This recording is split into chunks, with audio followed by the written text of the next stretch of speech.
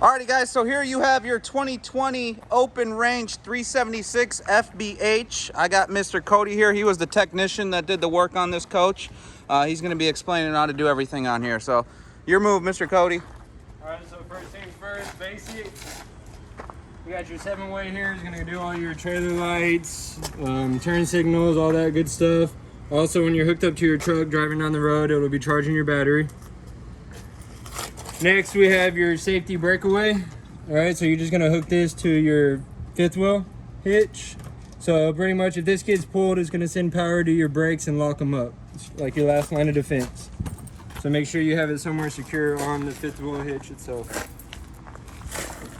This light switch right here is gonna be your front docking lights.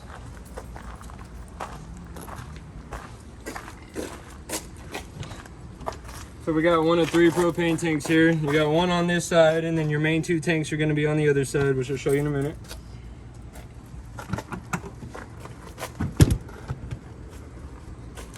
All right, so in here is going to be for your leveling.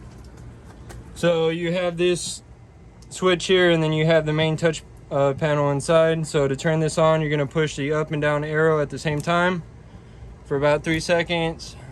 Release it, and you'll see that green light come on.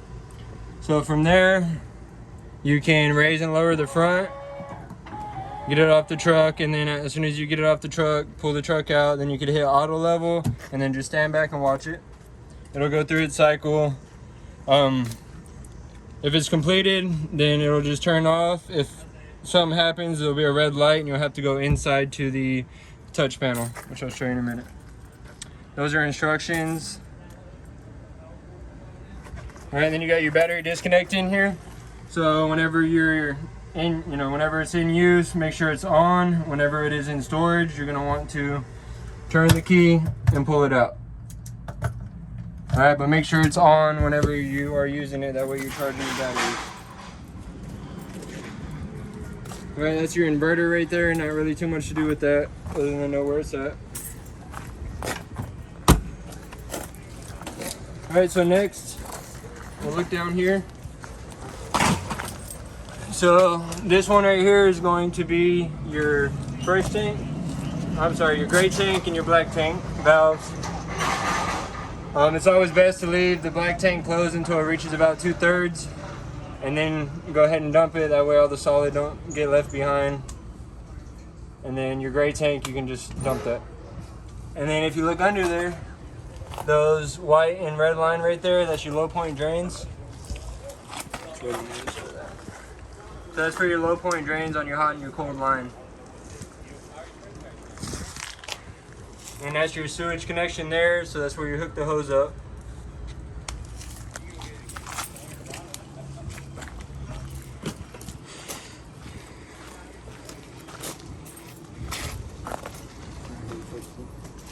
Your fresh water tank drain is going to be right here by itself.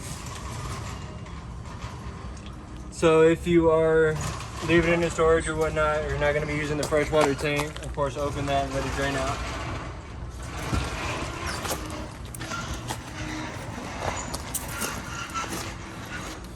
You got a 50 amp power cord, so it's just twist lock.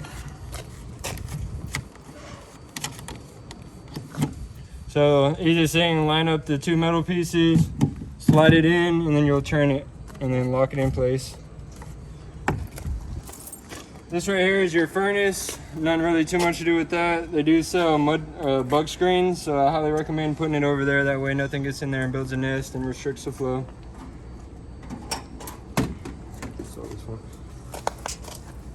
Hot water heater.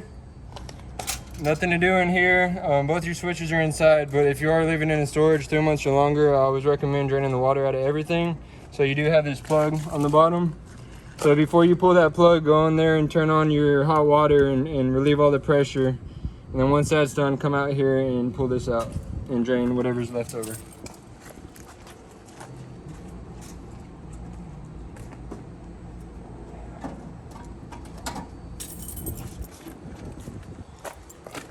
All right, so here's your water command center. So up top, we got satellite or cable. So the main's gonna be your cable hookup if you're at a park.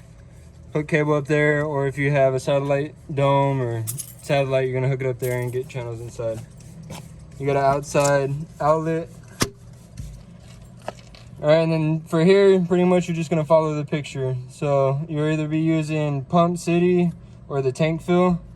The only time you're gonna be using the winterizer or water heater bypass is when you're winterizing it if you're up north. So a normal operation is gonna be the way it's laid out right now. If you wanna fill your fresh tank, then of course you're gonna turn them all sideways. This right here is for if you're gonna winterize it, for the antifreeze to be pumped in.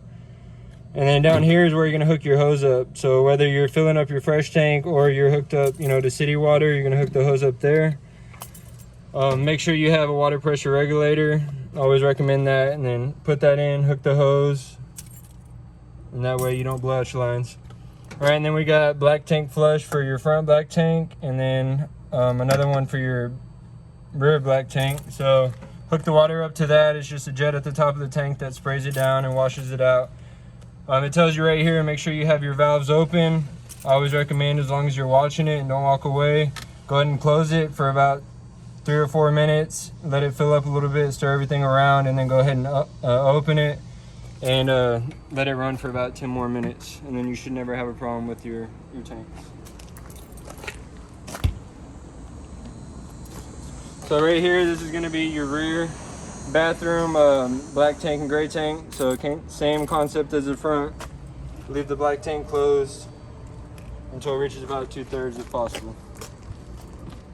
But regardless, flush it out with the black tank flush every time. So that's your power cord in there, and then of course storage.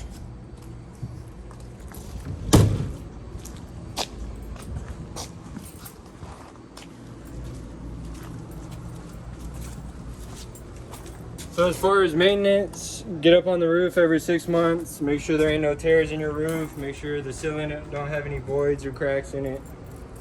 Nowhere where water intrusion can get in.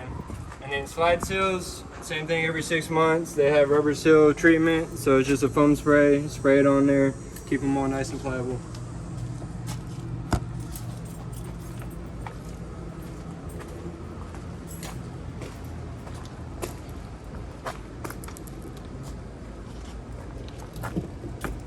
So this is the back of your fridge. So your ice maker line, if you're not using it, turn it off. Run all the water out of the fridge, and then as soon as you go to use it, turn it back on. Up here is your range hood fan. So if you are cooking on the stove and you got the fan on, there's 2 little tabs. You'll just pop that flap. That way it can exhaust.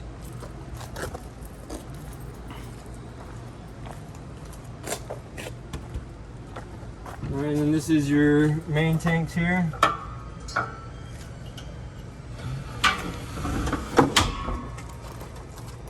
So main tanks, you got your regulator, so it is an automatic regulator. With that being said, that means you can't have both tanks on.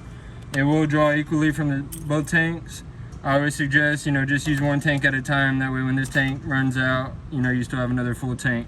If you're using one tank at a time, whichever way you have this pointed is which tank it's gonna draw from. It also has a sight gauge here, so if it's clear, that means you got gas flow. If the red float comes up, that means that you don't have no gas. And then last but not least, when you're using them, open them up all the way. And then I would suggest, if you're putting it in storage, not using it, close them, of course. And then undo the pigtail and go in there to your stove and just burn off whatever little bit of propane is left on the lines. After you fill your tank and hook it back up, same thing, always go to your stove first, light that to bleed whatever air is out of the line. Then you should have no problem with the rest of your appliances.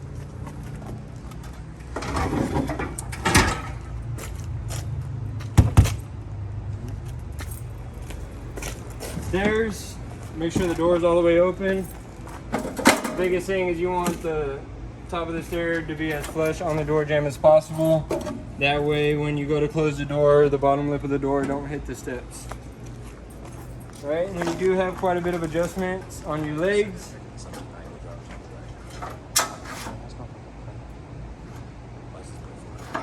So the easiest thing to do is let the stairs hang, and then wherever the legs drop, pin it there.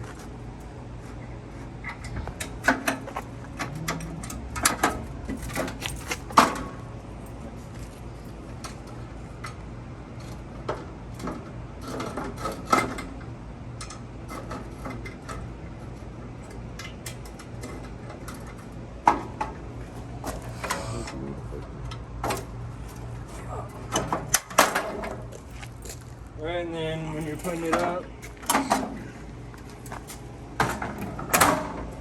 just make sure it locks in place. Bringing it back down, grab the lever, bring it down.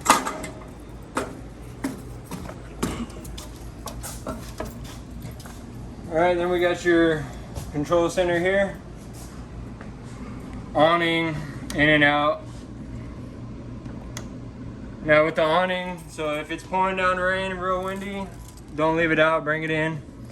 If it's just sprinkling, you can pitch the awning, you know, to either side to let the water run off. Just make sure that water don't pool in the middle of the fabric. And then you got your awning LED light switch, and then you got your outside lights, porch light. Alright, and then we got water heaters, so you got your gas side and your electric side. So gas is going to heat it up within 15 minutes, electric's going to take more like 45 minutes. You also have a DSI fault light here, so with any of your appliances that are propane, it'll try to light 3 times and then it'll time itself out.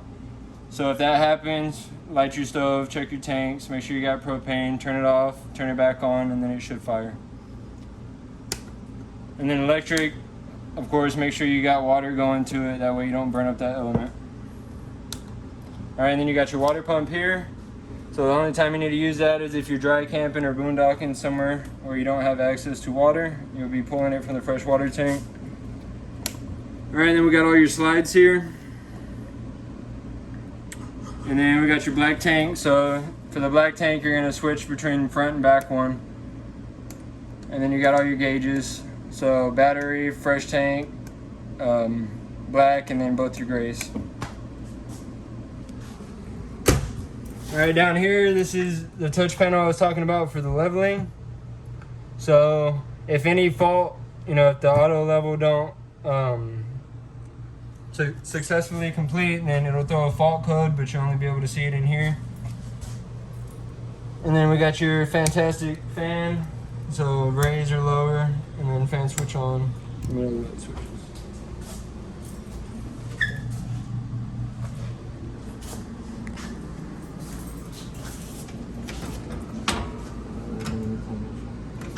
So stove, I'm just gonna turn on whichever one you want on.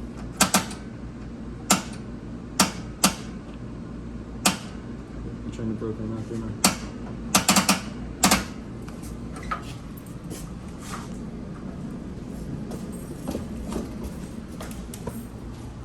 Turn propane back on. Turn propane back on.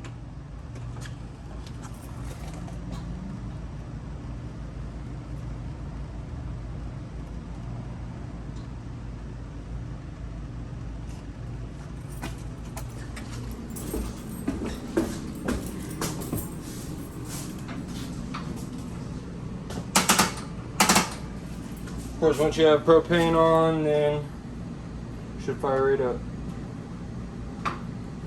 So if you see a lot of orange in the flame, that means you got a lot of air in the line. So if you see a mostly pretty blue flame, then you know you're good to go.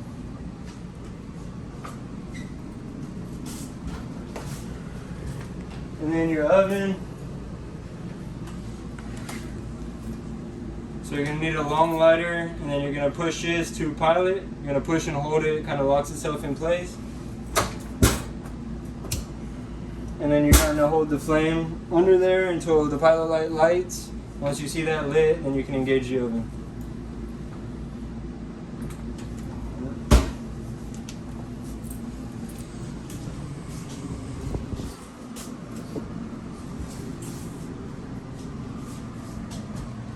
You got your radio here, so it is Bluetooth, your regular radio, your DVD player, all that good stuff.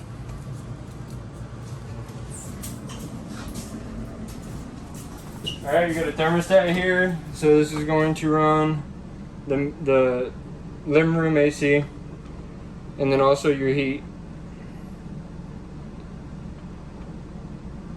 The rule I always tell customers is if you keep your house at 78 or 72, keep this at 68 or 62 and give it that 10-degree difference. So it'll cool off.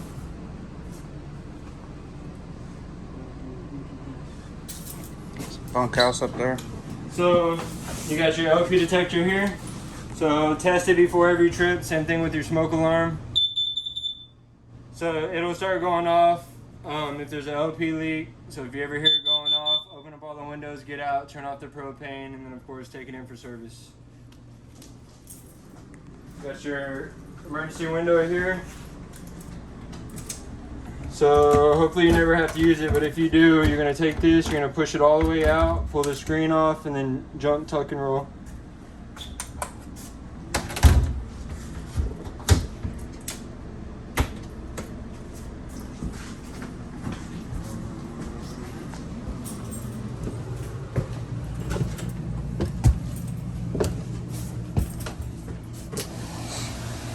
Alright, so all your outlets are GFI protected. So check here first at the GFI. If this is good, then check your breaker box, which I'll show you in a minute, because you also have a breaker for it. So the toilet, to fill it with water, you're going to barely push and hold the pedal, and then of course to flush it, you're going to push it all the way.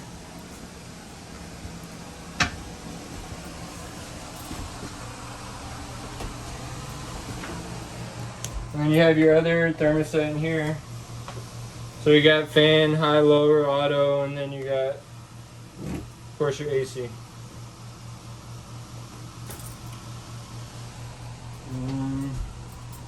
Breaker box. Panel. So your breaker box is located right here. So all your breakers are going to be all your 110 stuff. So fridge, ACs, microwave, TVs, outlets, all that good stuff. All your fuses are going to be all your 12 volt side of it. So awning, slide outs, lights, anything that is propane is also 12 volts. So check that. And of course, if y'all have any questions, feel free to call up here and ask for Cody or ask for any tech, and we'll help you as best we can over the phone. Alrighty, guys. Well, there you go. Have fun and enjoy.